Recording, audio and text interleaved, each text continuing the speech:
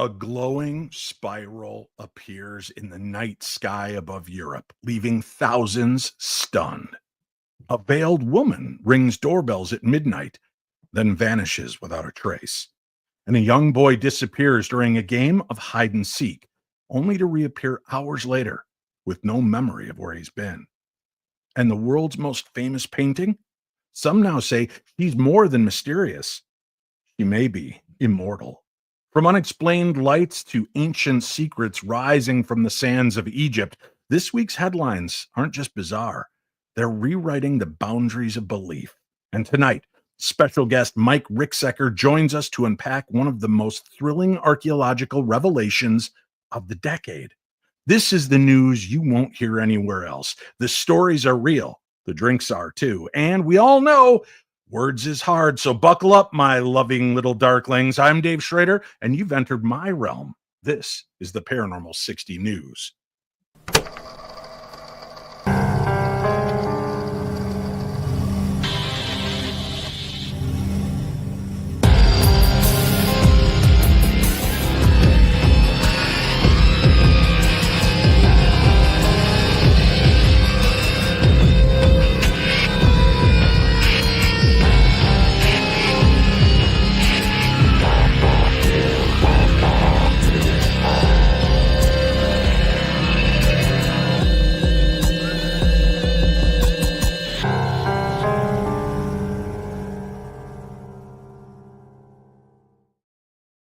Good evening, my little darklings, and thank you so much for joining me.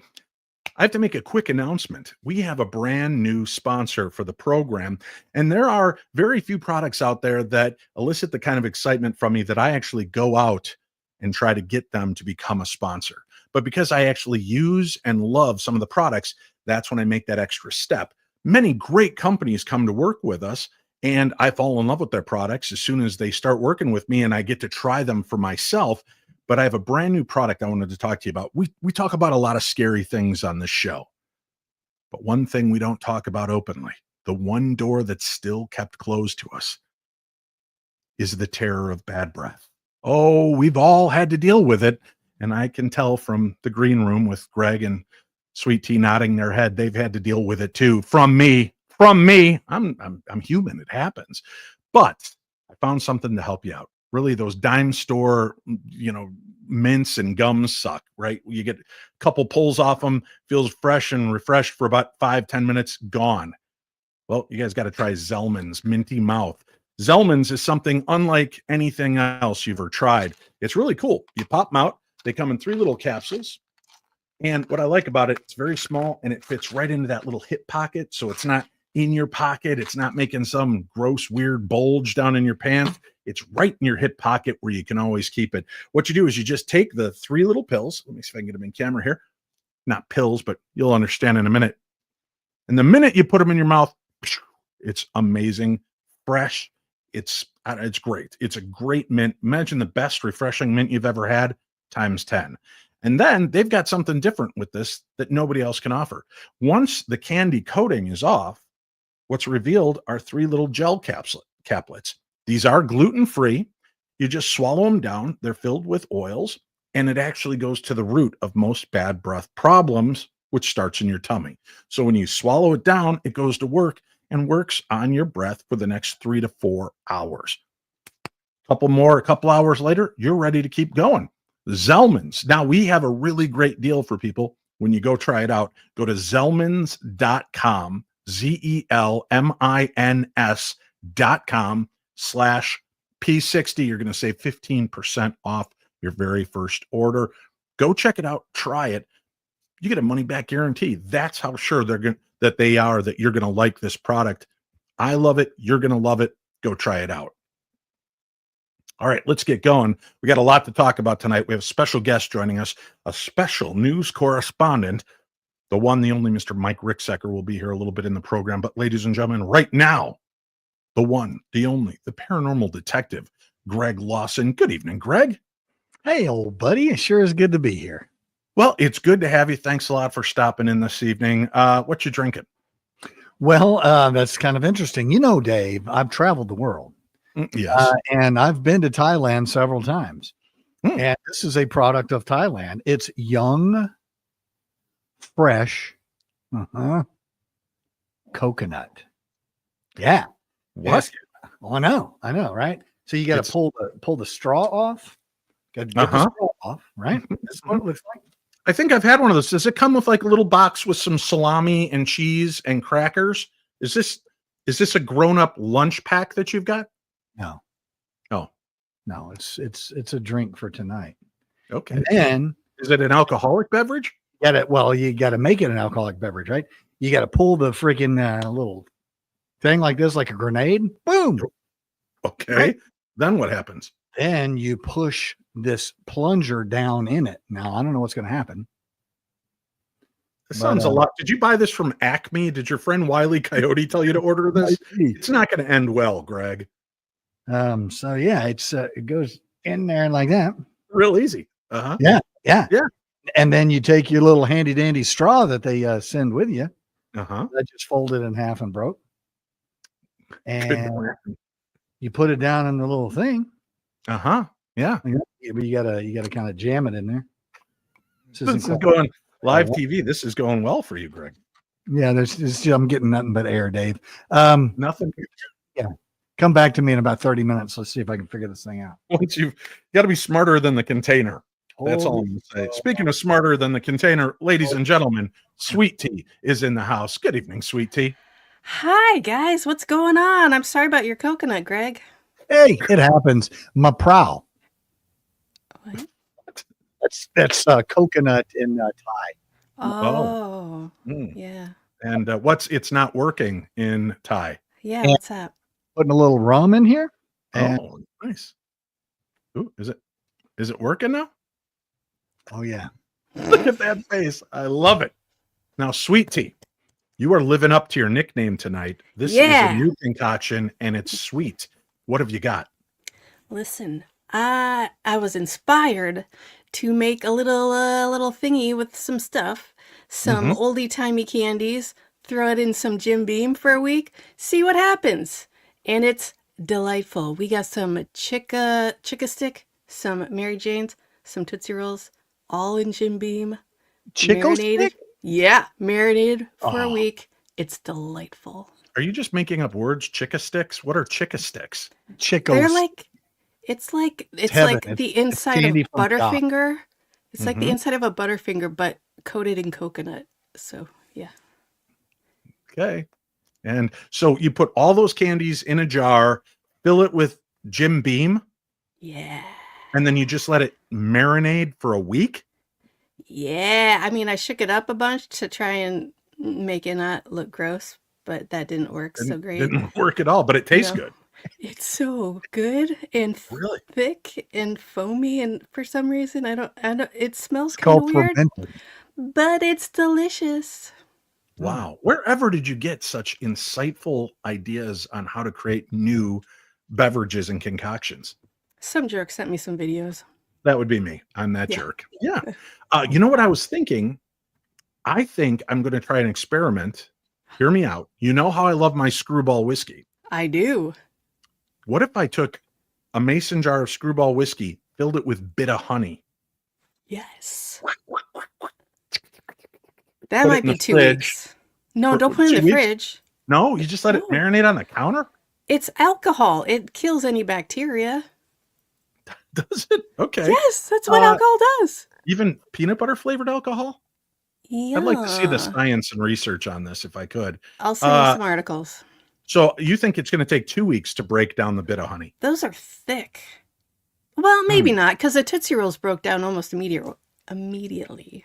Listen, it's a they're good the quitters. They're the quitters of the cocktail mix your drinks. Tootsie Rolls? Yeah. Yeah, they're not great. They're known for they're worse. Yeah. And I'd like to welcome our new sponsor, Tootsie Roll, who one and done show. All right, let's get to it. We've got a lot of cool stories to cover, a lot of weird stuff going on in the world around us. Greg, You have the con. Where are we beginning this evening? Wow, I'm in the middle of doing other stuff, and no, that's sorry, fine. you're not prepared to do the job you're here to do. Whatever. Well, I just normally you talk for another 45 minutes before. Would this help? How about if I do this? I'll throw this little graphic up to teach people how to do their Zellmans. You pop 2 or 3 in your mouth, get to the good stuff, and then get instant fresh breath. Okay, I'm really excited to have a face-to-face conversation with you finally, Dave. As many people will be. Well, I tell you what, you bring your Zellmans and I'll chew on a meat stick and we'll meet in the middle. Oh, you guys can make out. No. See what happens. Experiment. What? It's not college. Right. All right, Greg, what's our first story? Hey, man, there's a glowing spiral over Europe. I don't know if y'all have heard about this, but it's it's some sort of weird thing. And could it be a portal to the unknown? I'm not really sure. But it started with a swirl, a glowing electric blue spiral lighting up the night. Mm-hmm. Wow. The weather just lost its mind outside. I'm not sure what just happened. It was pretty cool, though. Maybe it's a blue swirl out there. But anyway, it was lighting up the night sky in Europe this past Sunday. From the UK to Poland, stunned skywatchers whipped out their phones, capturing the eerie sight as it hovered silently above. It vacuumed up the sky? Yeah, the internet exploded with wild theories. Is it a wormhole, a UFO trying to sneak up with a little flare, a sign of something otherworldly? Everybody's trying to figure it out.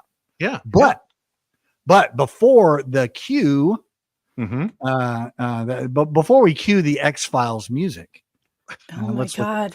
Man, words is so hard tonight. We're just getting started, bro. This young, fresh coconut's got me distracted. Did it hit you on the head first? I think so. Yeah, I think something. He doesn't have amnesia. It's fine. But anyway, turns out the culprit was, of course, SpaceX and the Falcon 9 rocket launched from Cape Canaveral earlier that day. The mission, NROL 69. Yes, that's really the mission number. Yeah. Yeah. The National Reconnaissance Office. So secretive, even the name feels like it's covering something up. Well, kind of the point, right? I think. So how did a rocket launch from Florida create a ghostly spiral above Europe? Well, I can't wait to hear. Yeah. After completing its mission, the Falcon 9 went through its routine maneuver, dumping excess fuel.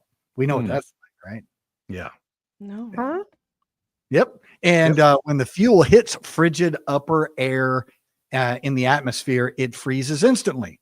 Now picture this: tiny ice crystals spinning from the rocket, catching sunlight as they spread, forming a perfect hypnotic spiral.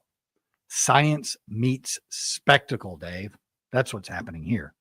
According to the UK's Met Office, what folks saw was the rocket's frozen exhaust plume spinning in the atmosphere and reflecting sunlight, which gave it that glowing spiral in the sky effect. Greg, there's no sun in the sky. It's night. It's weird. Yeah. We've caught them. They're liars. I'm telling you. It's weird. If this all sounds familiar, it's because similar spirals have popped up after other SpaceX missions as well. What kind of missions? Missions as well. Yeah. Got it. Jesus Christ. Yeah. But no matter how many times it happens, it never fails to make jaws drop and imaginations run wild.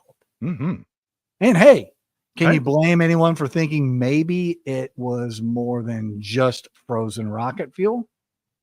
Yes. Because let's face it, when you look up and see glowing vortex in the sky, logic takes a back seat. Wonder takes the wheel. And sometimes, just sometimes, Dave, we have to ask, what if it wasn't just us? That's what I'm seeing. This sounds all too put together for me. I am having a hard time believing that that's just gas being ejected into the air. and that a light is obviously it is a portal to another dimension opening to examine our planet and see what in God's green earth we're doing down here. I mean, fair question, but also, well, I'm drinking a young fresh coconut, also known as Maprow. Okay. Maprow. So now they know when they're peeking through the old spiral vortex in the sky. Greg's, it looks like you're really enjoying it, Greg. Jesus. Thanks. It's not as delicious as it sounds when it comes off your lips. Young, fresh coconut. I don't like any of what you just did there. Neither do I. I feel very like I need an adult. I want to take this thing apart and see what's really inside of it. It's like, I don't know. Wait, hold on. Breaking news. Stay tuned because next week, kids, huge news regarding Paranormal Mysteries with Dave Schrader, Cindy Kaza, Shane Pittman, the new series that will be released this fall on Beacon TV. But Monday, you will be among the first to hear about a brand new thing happening. Don't miss it. It's Monday night right here on the Paranormal 60. I love brand new things. Yeah, brand new things are great. Yeah. Unless they're coconut drinks that you have to push a plunger on. Gross. They're young, fresh coconut. Stop it, please. Sweet tea, hit us with your dulcet tones. Where are we going next with our story?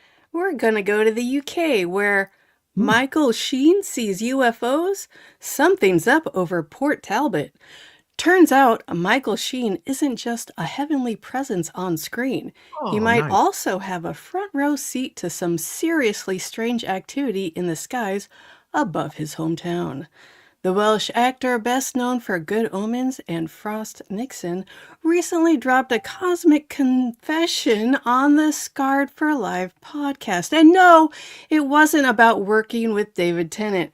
It was about UFOs. Real ones over Port Talbot. Sheen says he was just a kid around 12 walking home from school when he saw something odd in the sky. He describes it as a phalanx of lights, one in front, two behind, then three more, moving out from behind the mountain and gliding silently over the sea. He stood there, stunned. I wanted to get someone, he said, but I was afraid they'd disappear before I got back. Classic UFO dilemma, right? But that wasn't the end of it. It's not? No. Years later, on New Year's Eve, no less, his dad had his own close encounter. He stepped outside expecting fireworks and instead saw mysterious pulsing lights hovering above the town. He assumed it'd be on the news the next day. Guess what? It wasn't.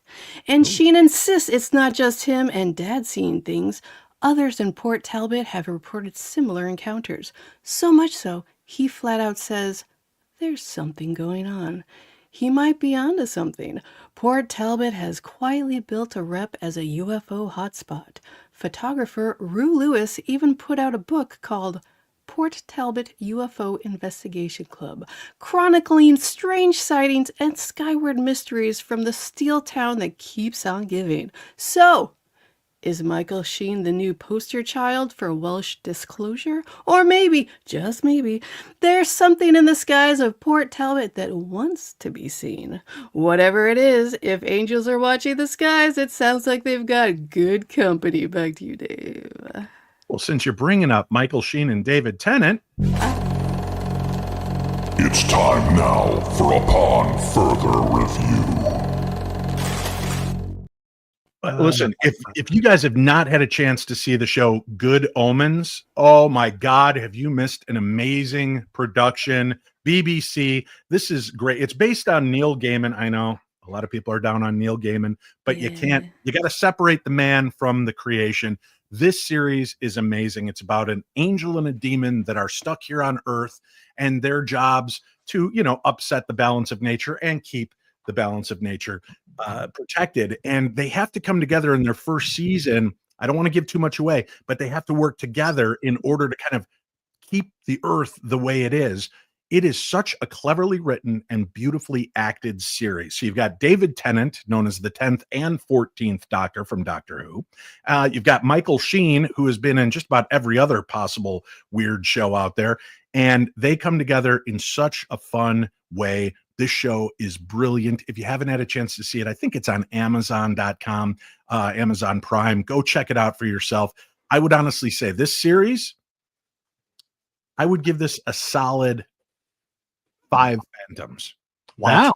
Out of 5, I assume? Yeah. 1 out of 5 is no good. 5 out of 5 is this show. That's how much I like Good Omens. It's pretty great. I have a follow-up question. Mm-hmm.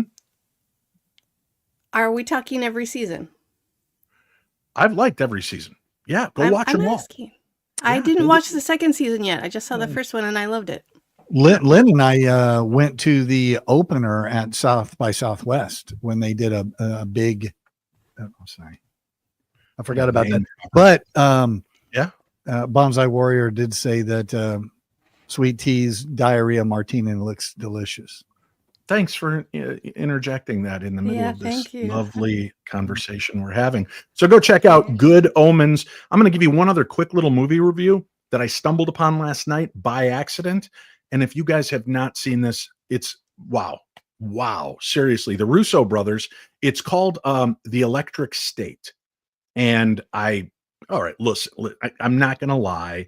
Millie Bobby Brown's in it. I know it's going to be fun and interesting to watch. It's also got, the guy from the Jurassic World movies, and he played Star-Lord in the Galaxy of the Guardians movies.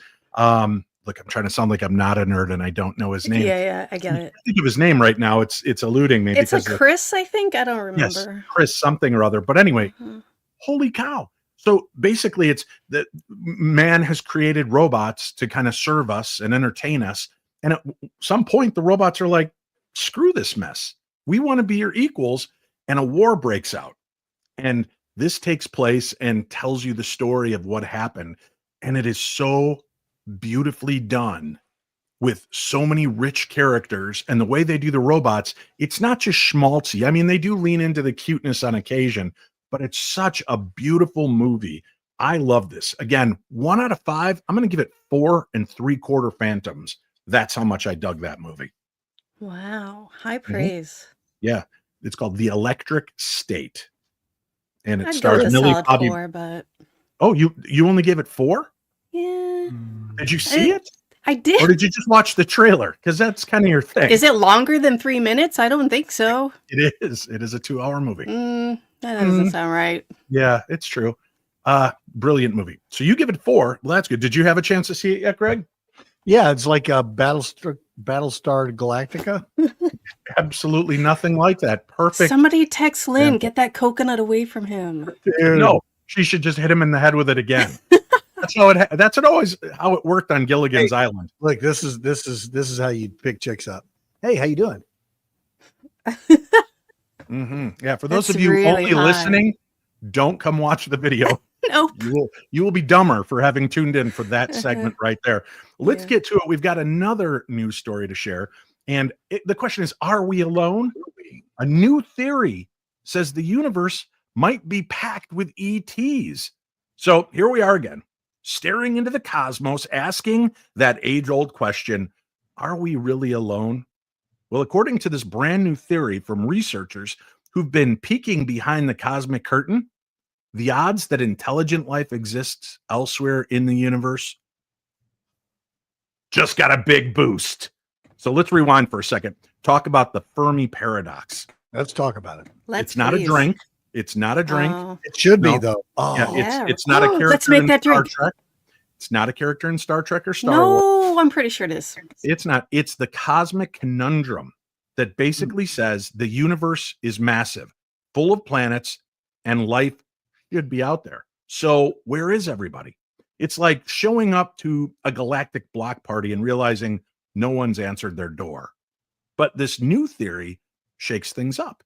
Instead of thinking intelligent life is some kind of cosmic lottery win, these researchers suggest it might actually be like a likely outcome if the right conditions are present. I don't think this is so brilliant or forward thinking now that I'm reading this out loud. Yeah. In other words, evolution could have a natural tendency to favor the rise of intelligence. Given enough time with a planet that plays nice, nature might just nudge life towards self-awareness, problem solving, and maybe even warp drive. Now, that doesn't mean every alien species out there is running around with a ray gun and secret agendas, but it does suggest the universe might be humming with minds curious, clever, and maybe even watching the stars just like we be. What? So why haven't we made contact yet? That's a good question, Sweetie. Thanks for asking. You're welcome. Here's a few thoughts on that. They're just too far away. Our messages haven't reached them, or theirs haven't reached us. Another theory, they're way more advanced. We're not even on their radar.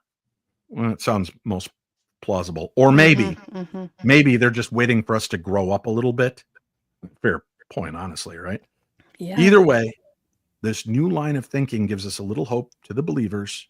It says we might not be such a cosmic fluke after all. The silence of the universe doesn't mean it's empty. It might just mean we're still early to the conversation. Like most humans, we just showed up at the party too early, like a half an hour before the party began, and the people running the party are they're still getting dressed, or like, party doesn't start for another 45 minutes. Greg's like, no problem. Can I go get a coconut out of your fridge? If you're on time, you're late. So that's it. Oof. All right. Somebody's got daddy issues. What? Yelling. That's what my dad always used to say.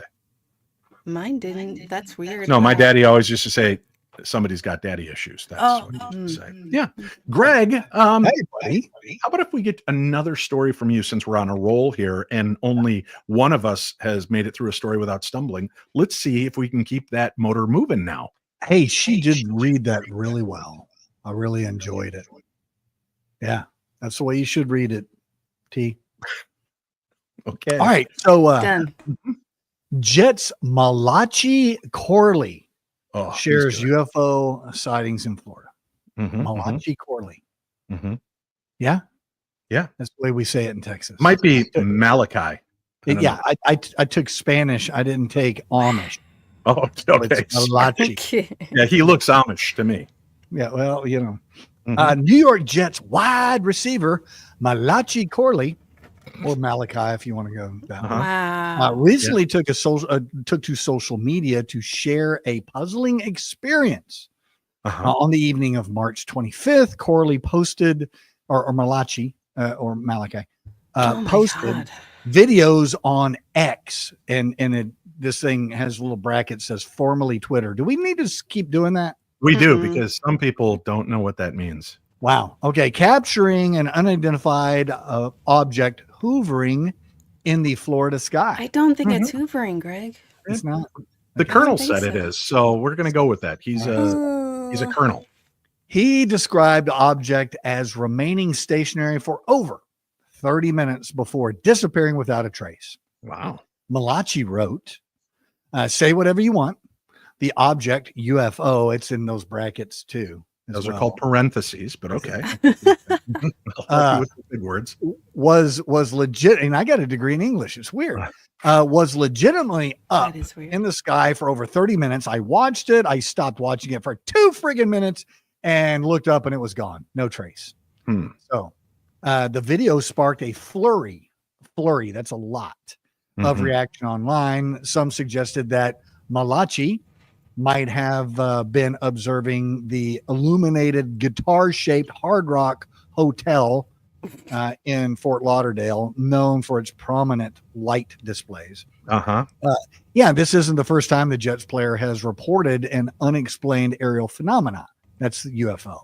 Right. They didn't put that in the parentheses there. Very nice. Look, you're learning. Former Jets quarterback Aaron Rodgers has... That's how the... Go ahead. Go ahead. Mr. Rogers has previously shared his own UFO sighting, adding an intriguing layer to the team's off-field narratives. Whether Malachi cited, What? No, if you're Are just you stuck okay? with what's written, it's what Corley. They keep referring to him as Corley. Numbnuts just keeps throwing out Malachi to butcher this poor fella's name. Whether mean. Corley's sighting was a genuine unidentified flying object or a case of mistaken identity remains a topic of debate. Regardless, it has certainly added an unexpected twist to his off-season activities. Back to you, Dave. That's not even the way you say his name. Like, what's going on with you and names? Yeah, how about you and words, sweetie? Listen, I'm just drinking straight Jim Beam right now. I don't know what you're... fresh coconut. Let's do this. We have a man of class and tact who's going to join us in just a few moments. Oh, no, I'm going to be embarrassed. I'm hoping to clear the palate. So let's just take a quick break. We'll be back with more of the Paranormal 60 news and some unbelievable news from Egypt right after this. Oh, are you reading? Come in. Hello? Greetings from the Shadow, and welcome to Shadowzine. My name is Jeff Belanger. I'm an author, podcaster, and explorer of the unexplained. For 30 years, I've been investigating the paranormal, UFOs, monsters, and things that bump in the night. Lately, you may have noticed how major TV networks and even social media networks have been pushing our favorite subject back into the shadows. I say good. That's why I launched Shadowzine, a monthly underground publication that covers your favorite topics in depth by some of the leading writers and researchers out there. If you're looking for 30-second TikTok clips, go somewhere else. If you're ready for a deeper dive, put down your phone and pick up Shadowzine. You can't find it in stores. This is old school print. Head to shadowzine.com and be part of the underground revolution. That's shadowzine.com, and I'll see you in the shadow. Are you feeling lost, stressed, wondering if Mercury is ruining your life again, or the universe is just ghosting you? Well, you're not alone. At Love and Lotus Tarot, I keep it real. No crystal balls, no woohoo, just honest, grounded guidance to help you navigate life's chaos. Whether you need clarity on love, career, or just anything that feels like a mess, I've got you. Visit lovelotustarot.com to book a reading, check out some of the new merch, and find the insight you've been searching for. Because let's be honest, therapy is expensive and my cards are way cooler anyways. So head on over to lovelotustarot.com now and let's figure out this thing called life together. All right, we are back. Welcome to the program. This is the Paranormal 60 News, and let's class things up a little bit, ladies and gentlemen. We have got an adventurer, an investigator, a researcher, an author, all in one guy, and he's joining us to catch us up on the big news this week. Yeah, this is amazing. As a matter of fact, such big news, I'm putting him up at the top and making Greg go down to the bottom. Mike Ricksecker is here with us. Mike, there is some crazy stuff brewing in Egypt, and it's causing some controversy. I was watching what was going on. I was so excited. I saw your videos.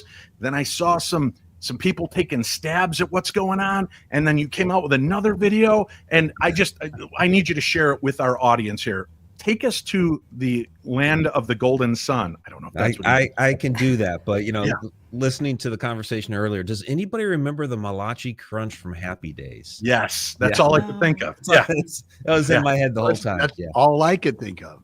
Pinky Tuscadero and the Malachi Crunch. Tuscadero, yes, absolutely. Thanks for classing it up, Mike. Of course. Yes. Always here to serve. Egypt. So for the past week, this is really a week and a half. It's taken the internet by firestorm here, where there's all these reports that have been coming out here of a underground city, for lack of a better term, that has been detected underneath the Giza Plateau, and they've gotten this off of SAR technology scans from the Capella satellites. And the traditional archaeologists were very, very quick to dismiss it, calling it fake news.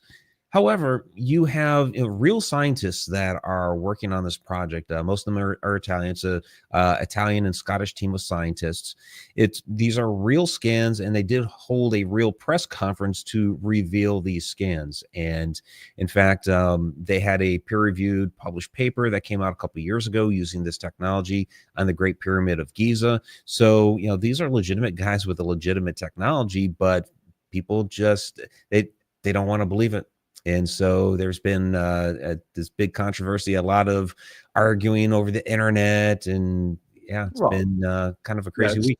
That's the way of the world right now. So let me understand. So the way they're describing it is that underneath the pyramids, there are these like pillars, not kind of like I'm showing you here on the screen. Not like what you're showing me there, but just to give you an idea that there's something going on. Yeah, and I not a good idea. Are these the same guys that claim that at the bottom of the Easter Island heads there's just toes under the ground deep down? No, there's a whole different team. And what they have discovered, there you go. And this is their kind of computer rendering of the scans. And there are actually colorized scans where you can actually see these sorts of structures. And so it's 8 columns that have what appear to be some sort of spiral structure. Some people are saying spiral staircases that go down to these larger cube structures that are up to, and I know the number sounds kind of crazy, up to 2 kilometers under the ground. But this type of technology, people say, well, GPR can't go that far under the ground. Well, this isn't GPR. This is not ground penetrating radar. This is a different type of technology. So, and I'll be honest, I don't know specifically how the machinery works. That would be, contact Dr. Filippo Biondi. He's the expert on that. I'm not the scientist, they are, but they have, and these are guys that are very learned individuals. Their careers are on the line. And this is the information that they are unveiling, and there's more to come. One of the issues is that most of this was revealed in Italian. So they are in the process of getting the English versions online, so people like us can actually understand what's being said in the press. Okay. Well, not people like us, but like smarter people. I don't know. Do you speak Italian? No. So my question here, Mike, then, city. This doesn't look like a city. It looks like pillars holding up part of Egypt. This particular one does. They haven't yet revealed those scans that spread out across the entire plateau. Because they have widened this, but according to their documentation, this does spread out further from just the second pyramid to under the Great Pyramid, the Pyramid of Menkaure. And we do know that the entire Giza plateau is pockmarked with shafts and tunnels and all of these different things. So while these structures do sound a lot bigger than what we talked about before, it's not surprising for them to come out and say, there are more structures underneath the Giza plateau. All right. With that said, when you talk about Egypt and you watch any documentary, one guy's name pops up all the time, right? How do you say it? Zahi Hawass? Zahi Hawass, yeah. And he was quick to come out, and this was a statement that he said. He goes, the statement by Zahi Hawass on the fake news of the Khafre Pyramid. I would like to make a statement regarding the news that was published all over the world by a group of amateurs. The news was under the Pyramid of Khafre at Giza. They found a platform topped with pillars. All this information, completely wrong, has absolutely no scientific basis. In addition, the Ministry of Tourism and Antiquity did not give permission to any individuals or institutions to work inside or outside the second pyramid. In addition, the claim that radar was used inside the pyramid is false. These people who announced this wrong information, they use techniques that are not approved nor validated. The details announced would never have been seen by using this technique, Zahi Hawass. How do we address that? I mean, this so let's break all of that down. Let's start. You can keep it up there so I can kind of keep track of. Okay, so first and foremost, the term fake news. Again, real scientists, real scans, real press conference. So it's not fake news. Nobody was just making it up. Right. A group of amateurs. Again, these are scientists. The peoples with doctorates and all of that. So these are not amateurs that are releasing this information. They may be amateur Egyptologists, which may actually there is an Egyptologist on the team.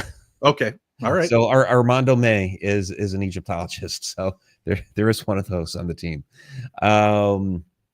So, and they are using scientific equipment. It's the Capella satellite, which basically most any scientist can get access to. So when Zahi's talking about the radar technology inside the second pyramid, No, they were not inside the second pyramid. They were above it with the satellite. So they actually didn't really need permission because this is a satellite that's going around the world, and you're able to. I don't know what the process is for contacting them and getting access to the satellite, but they were able to do that and scan the plateau.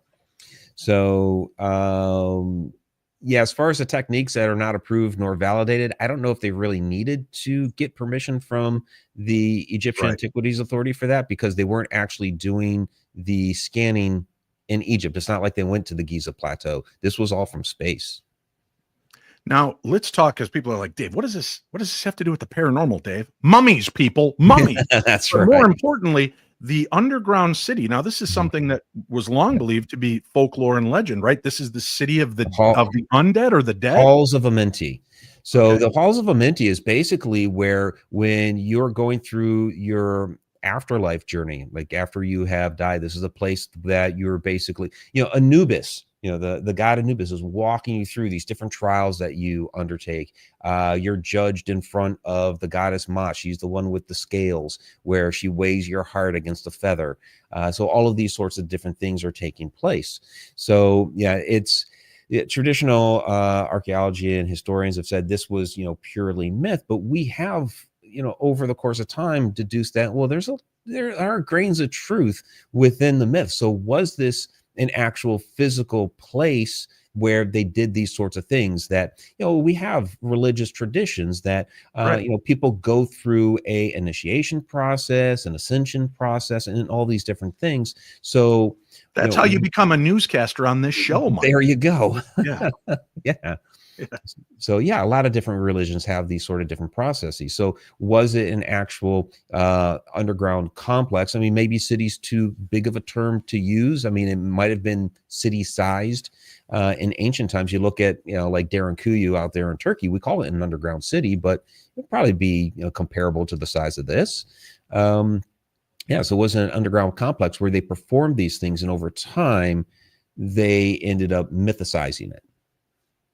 Now, I know what a lot of you are thinking. This is all great. This is great news, Dave. Fascinating stuff. Unfortunately, I'll never get to go to Egypt because I don't know who I could trust. And since you went 2 years ago, Dave, and you're not going back to Egypt, there's absolutely nobody out there that can walk me through this and take me on such an adventure. Well, you're wrong, folks, because Mike Ricksecker has got the Stargates of Ancient Egypt 3rd annual tour taking place November 11th through the 23rd of 2025. So he's going to be there through my birthday. Another year he'll miss my birthday. That's okay. I'm sorry, Dave. I really wanted to cut a slice of cake with you. Have you been drinking with our team? Yeah. Yes, I have, apparently. Tell them a little bit about what they can expect to come on out, see the Stargates of Ancient Egypt with you, and who your special guest is. Yeah, absolutely. Well, first and foremost, you will not miss Thanksgiving. So there's that. We get back before Thanksgiving. But yeah, Mohammed Ibrahim is our guide out there. He's a fantastic Egyptologist. And the Stargates tour, we have a lot of special features with this. This particular one, we're making a special trip out to Fayum. There's the floating pyramid that's out there. There's also the Egyptian labyrinth, which is absolutely amazing. And we get of course, we go to the Giza Plateau. I don't think we're going to the Halls of Amenti, but we do get 2 hour special access, just our own group, into the Great Pyramid of Giza. The whole thing is opened up to us. We have the 4-day Nile cruise. We do, find the Stargates and all of that. So it's a really, really amazing tour. And we really make some amazing lifelong friendships on that tour as well. Stargates of Ancient Egypt 3rd annual tour, November 11th through the 23rd. There is a link on today's program guide. Folks, I can tell you, having been there, I checked it off of my bucket list. I would like to go again in the future, maybe in a couple more years. It is, you can't even put words on it. It feels like words fail it. When you see the Great Pyramids, the Sphinx, you see these things for yourself. It's unbelievable. And then the access that you get when you go with Mike and his special tour guide, they get you into some of these places, and your group may be the only group that's in there at that time. And you get to be a part of real history. You get to be there, see these. It's not just on TV or on a giant movie screen.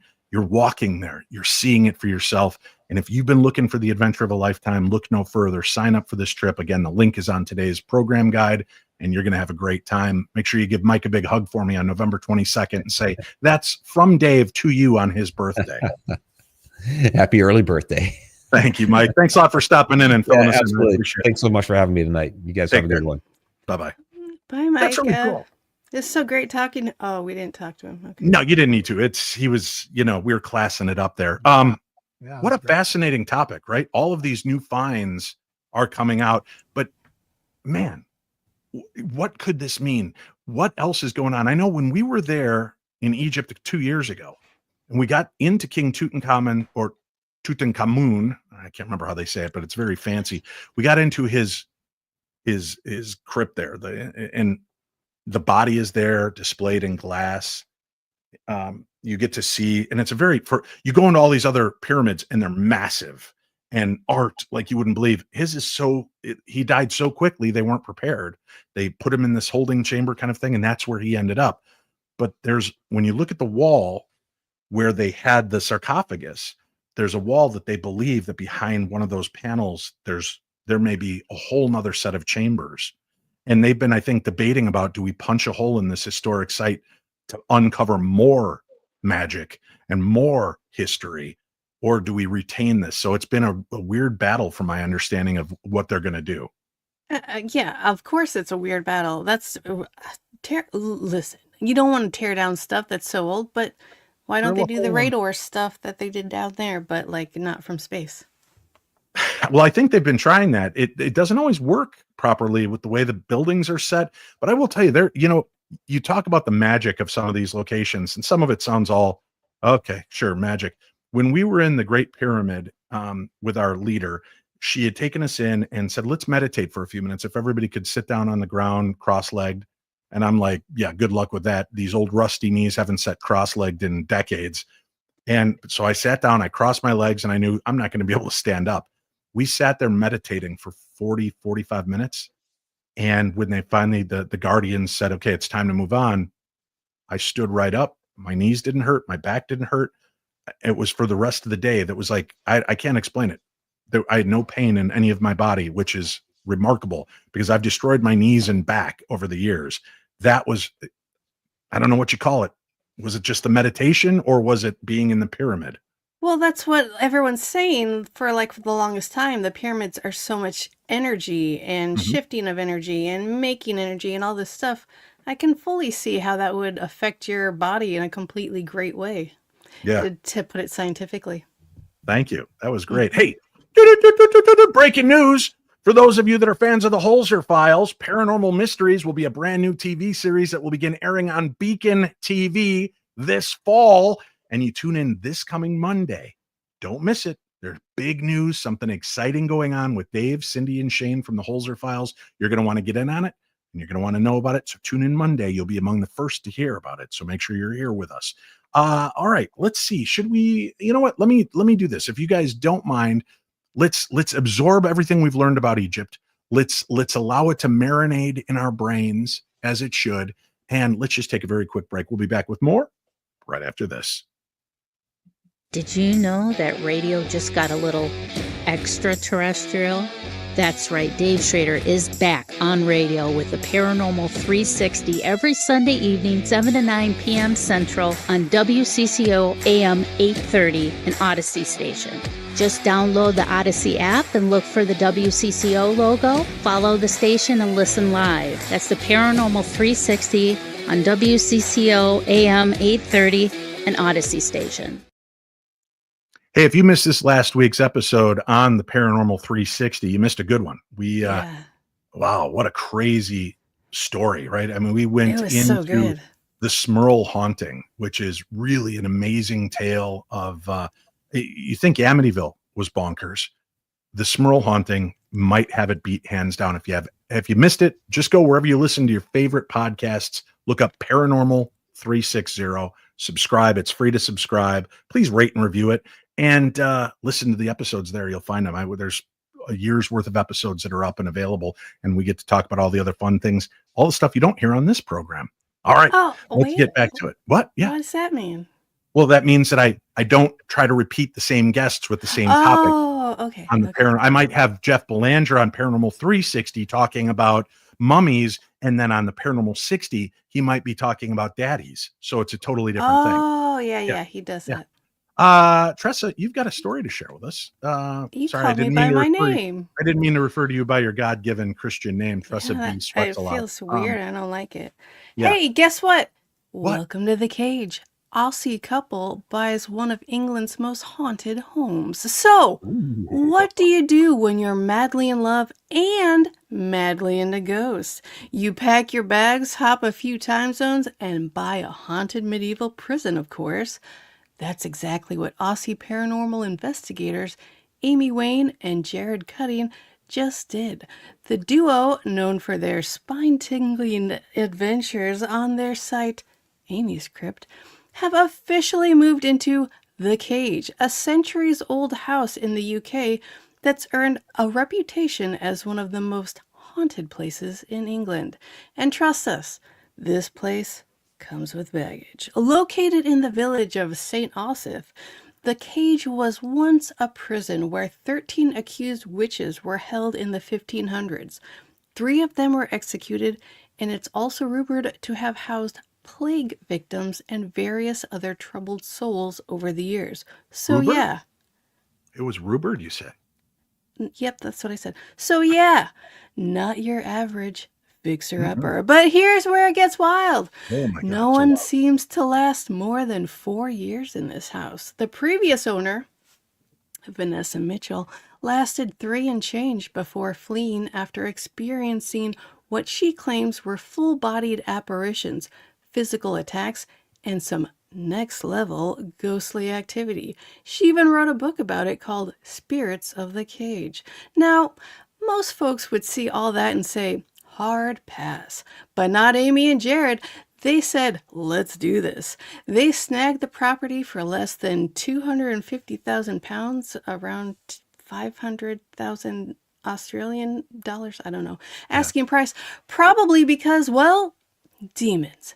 But they're all in. They plan to document everything and see if they can break the curse of short-lived ownership. So, will they last longer than 4 years, or will the Cage claim another set of ghost hunting hopefuls? Either way, we'll be watching from a safe distance. Back to you, Dave.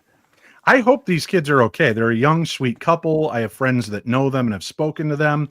But I don't know if you guys have been following what's going on in the world of paranormal property ownership. Oh, not great. Yeah, the Conjuring house, the lady that bought that had a very strange meltdown. They've now closed it. It can't be opened up as an attraction or a place to investigate anymore, especially not for money.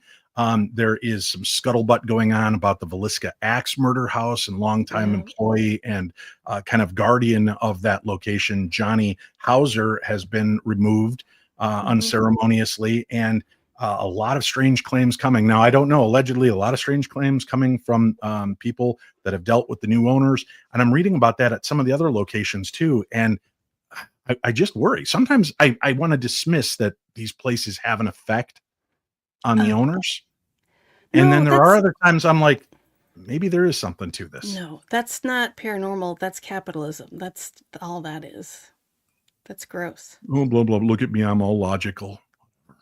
It's definitely spiritual and demons. I don't know if you read, I'm not saying it's not haunted. I'm saying the bad stuff is capitalism. Yeah, that is probably true. Let's get it. Here's a really weird little tale. And you're both going to be thankful I didn't give it to you because it's in a faraway land with lots of big words. So let's go to it. Hide and Seek takes a paranormal twist in Lapburi. In a scene that sounds like it's straight out of a ghost story, a 12-year-old boy in Lapburi, Thailand, gave his family and friends quite the scare during a game of hide and seek. What started as innocent fun turned into a mysterious disappearance that has the local community buzzing about supernatural speculation. See, it happened on March 25th, talk about hot off the presses, in the Muang district of Lapburi. The boy, because I can't pronounce his full name, let's just call him Argo. Argo was playing hide and seek with his friends near his home. At around 11:45 a.m., he seemingly vanished without a trace. Family members, Local leaders and police launched an extensive search, scouring nearby forests and hills for hours. Despite their efforts, there was no sign of Argo. Then at 3 p.m., just as worry reached its peak, Argo was found sitting quietly near his house. His friends, Jazz, 10, and Kang, age 9, discovered him in an area that had been thoroughly searched multiple times. He appeared disoriented, covered in dirt, and had an unsettlingly big word. Yummy, yummy. And had an unsettlingly he had a very unsettlingly calm demeanor. When questioned, Argo revealed a peculiar detail. During the game, he felt compelled to perform a traditional Thai dance, a dance his friends had never seen before and found unsettling. Despite their unease, Argo insisted he couldn't stop dancing. We've all been there. I think we've all been there. Oh, yeah, after the game resumed, he disappeared only to reappear hours later near the same spot. Now, this is where the plot thickens. With the area's eerie history, locals recall a tragic event from the previous year when a man murdered and buried his wife nearby. This, coupled with other unsettling tales, they really like that word, has led residents to believe in restless spirits haunting the vicinity. In the light of these events, the community plans to hold a merit-making ceremony on March 30th, the anniversary of the aforementioned tragedy. The hope is that by dedicating blessings to those wandering souls, peace will be restored to the area. Restored. Both of them. Why stop there? Just do it all. Whether you're a skeptic or a believer, this incident in Lopburi adds another chapter to the age-old debate about the supernatural. Was it a child's vivid imagination, a mere coinkydink, or something beyond our understanding? One thing's for sure, the residents of that Thai village will be keeping a closer eye on their games of hide and seek and on their coconut drinks that are sent out to Greg Lawson. Oh. Hey, Alonzo has a really good idea. Ghost Ballers, Thailand. I don't think that's a great idea. What? That sounds dirty. What is that? What in relation to what? Ghost Ballers what? Is that the name of the team for their local baseball team? Show. Ghost Ballers. Sure. Okay, why not? I'm all for that. Let's do it.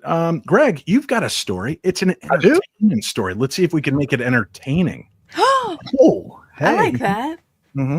All right, let's go there. Hey, it starts off with Seth Gillum. Very That's good. Pretty entertaining.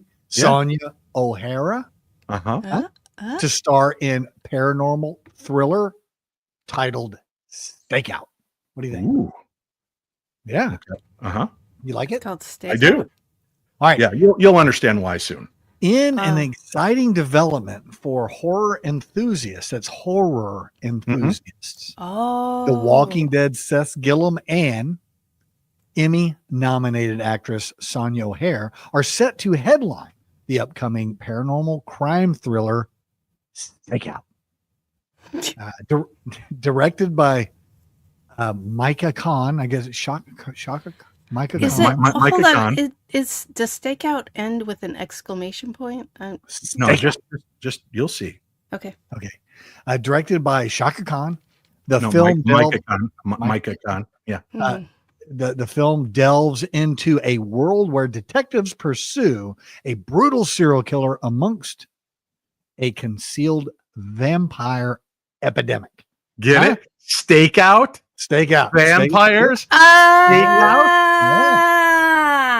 Yeah. Okay, go ahead. Yeah. Okay. Originally conceived as a short film, Stakeout has garnered significant attention, leading to plans for a feature length. Feature length? I'm sorry, son. Plans for a feature length adaptation. Is it a length or is it a length? Okay.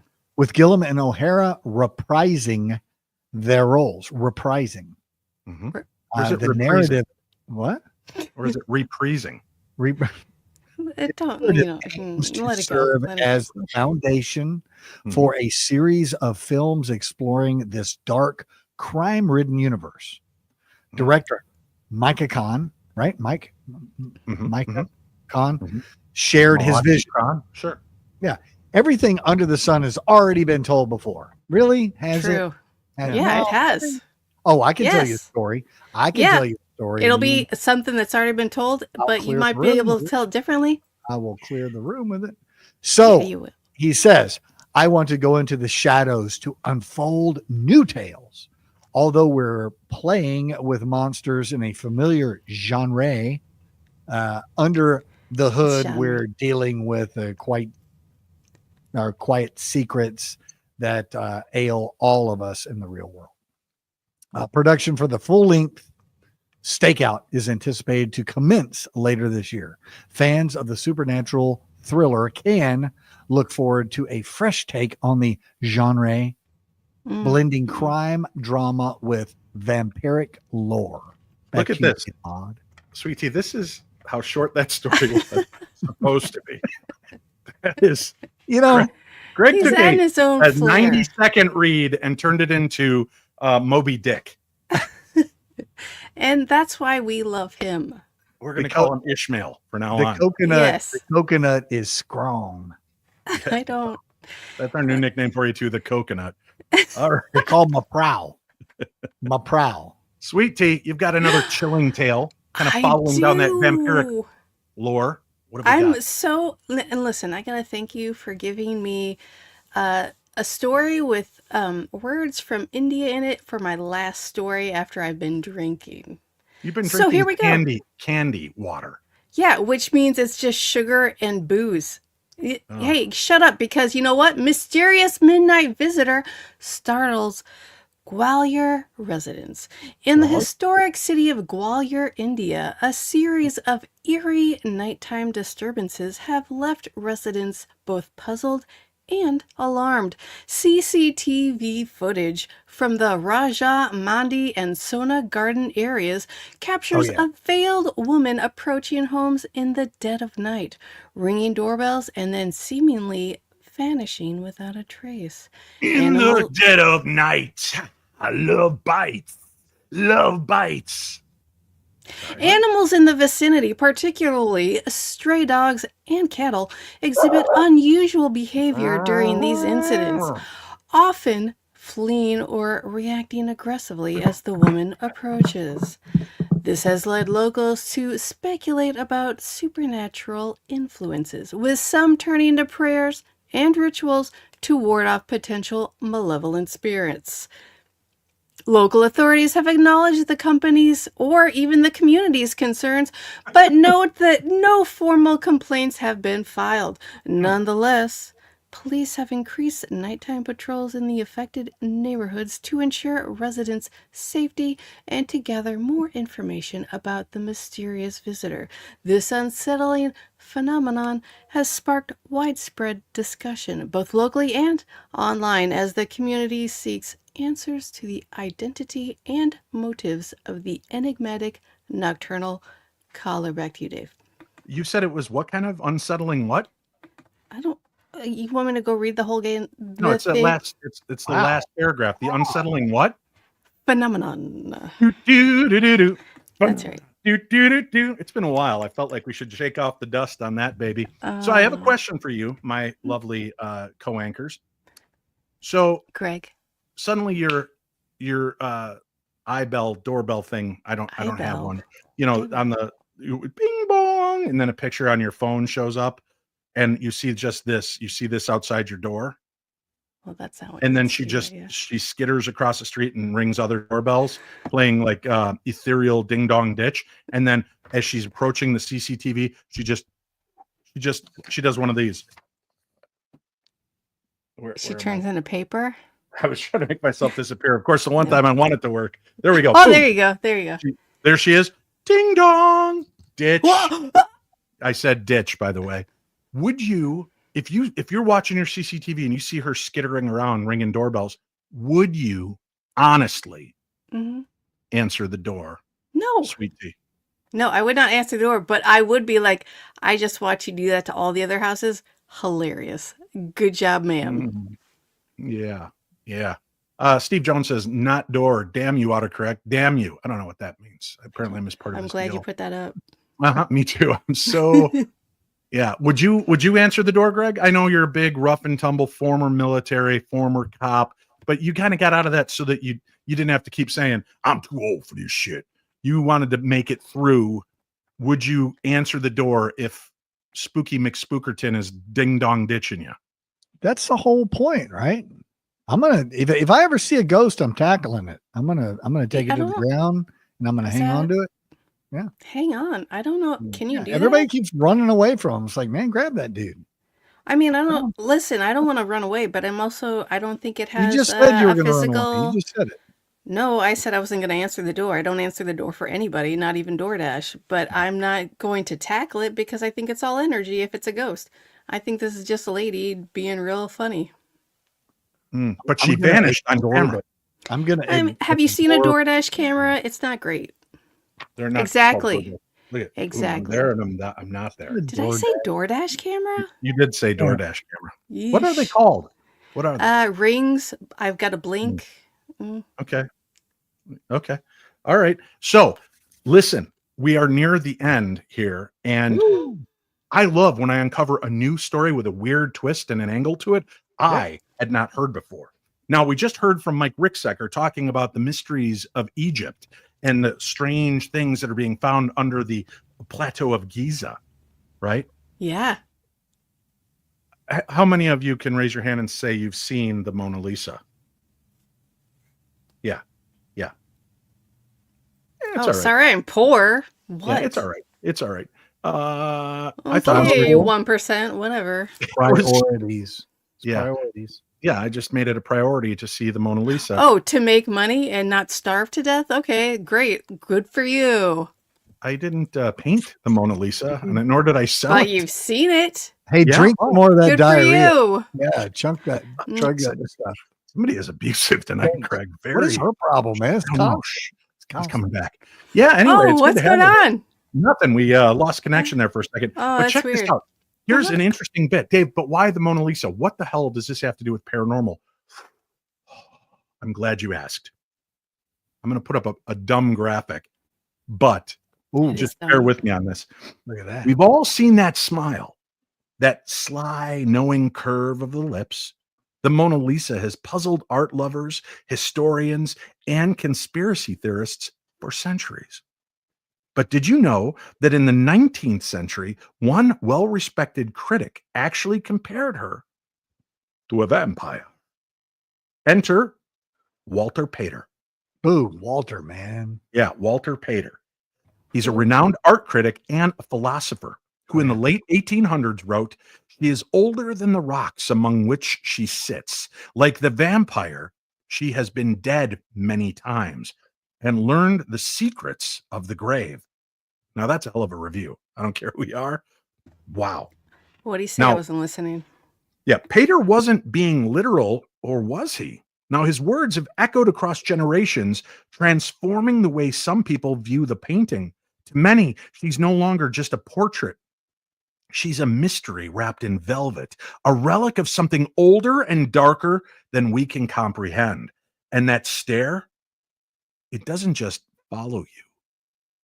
It sees through you. And some theorists believe the painting's power isn't just in its brushstrokes, but in its subject, who she was or what she was. Her identity has never fully been confirmed. She was Lisa Gherardini, a Florentine noblewoman, perhaps, or someone or something else entirely. Now, add to that the countless legends surrounding the Mona Lisa. Some claim the painting carries an unsettling, again, supernatural energy, causing unease or even illness in prolonged views. Others suggest Leonardo da Vinci embedded coded messages into the artwork, hinting at a secret society or arcane knowledge. And then there are those who believe Mona Lisa wasn't a mortal at all, but an immortal being who was watched through humanity for untold centuries. An ageless woman, a timeless smile, a gaze that feels like it remembers everything. So whether she's a vampire, a ghost, or just a very well painted Florentine, one thing's for sure: the Mona Lisa still holds her secrets, and she's not sharing them anytime soon. Wow. I like that last part. Yeah, I think that's fascinating. I love uncovering a new element to a famous story. Yeah. Didn't we talk about this when we were in France? Yeah, we did. Did you record it and play it for the public? Because No, otherwise, let the man talk. We spoke in fluent French, so I don't believe that for a second. Nobody didn't understand it. No, we're not good at French either, so we could butcher every language equally. We're an equal opportunity destroyer of the word. Oh, that's it for this week. That's it for this week. Okay. Yeah. Thank you all for tuning in, spending a little time with us here. Another week come and gone. The lights have vanished. The veiled figure ringing doorbells is gone, and the boy is home, but he's different now. It's weird. And Mona Lisa, she's still smiling. Tonight, we witness strange phenomena, ancient secrets, and stories that have revealed themselves through the cracks of time, altering reality. But what if they aren't stories? What if they're warnings? What if the world we think we know is just a shadow of something deeper, older, and far more unsettling? Yeah, I used it again. Thanks again to Mike Ricksecker for pulling back the sands of time for us, and to all of you for walking that razor's edge with us between wonder and fear. The unknown doesn't sleep, neither do we, but we sure do drink a whole lot. So may the darkness of this world be just a little brighter with the information, fun, and sense of family that we share here. I'm Dave Schrader, and this is our Paranormal 60 News.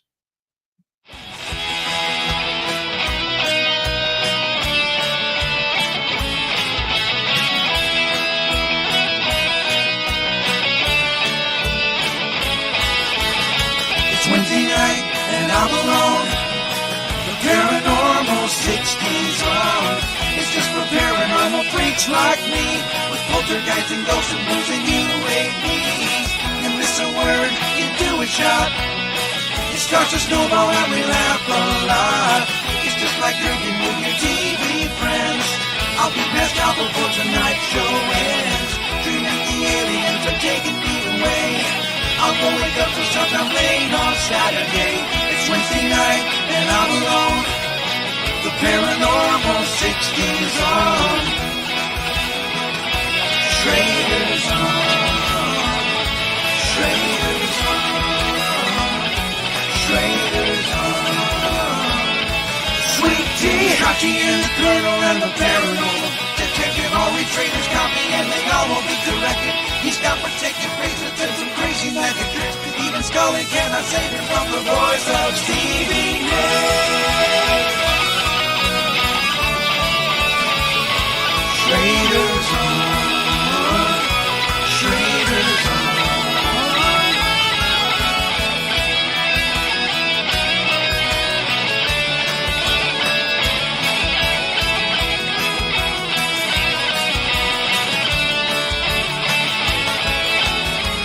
Wednesday night, don't be alone. The Paranormal 60's on. Now one day Dave might even put me on the show. There's a ghost in my mom's basement, man, I live down there, I know. It's Wednesday night, don't be alone. The Paranormal 60's on. Schrader's on.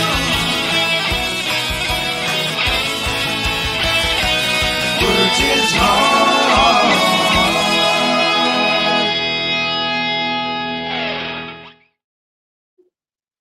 Hey, folks, before you go away, remember this weekend is the big event at the Palmer House in Sauk Center, Minnesota. I'm going to be there along with mediums Sarah Lemos and Scotty Davis for a weekend of paranormal investigations, opportunities to learn your skills in the paranormal world, open up new third eyes. What is it, like a fourth or fifth eye? I don't know, but we'll help you figure it out.